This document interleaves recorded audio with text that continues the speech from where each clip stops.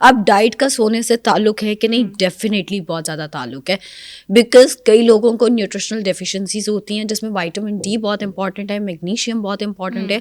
لوگوں کو nutritional deficiency ہے، انہیں نیند کا پرابلم آ رہا ہے اور انہیں اس چیز کی سمجھ ہی نہیں آ رہی ہوتی.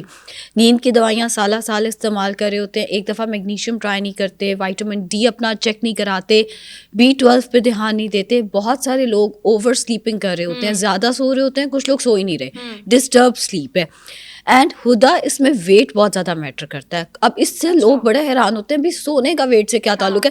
جتنا آپ کا ویٹ زیادہ ہے، خراٹوں کا چانس، سلیپ ایپنیا کے چانسز اتنے زیادہ ہیں. اگر آپ رات کو خراٹے لے رہے ہیں یا آپ سلیپ ایپنیا کی طرف چلے گئے، سلیپ ایپنیا میں بھی یہ ہوتا ہے جب ویٹ زیادہ ہوتا ہے لنگس پہ پریشر زیادہ پڑ رہا ہوتا ہے، جس کی وجہ سے آپ کی ساؤنڈ پرسکون نیند نہیں آ رہی ہوتی. لوگ ڈائٹری ماڈیفیکیشن کی طرف نہیں جاتے. ایک اور چیز اکثر ہم کنفیوز کر دیتے ہیں ڈپریشن کو ڈائٹ کے ساتھ.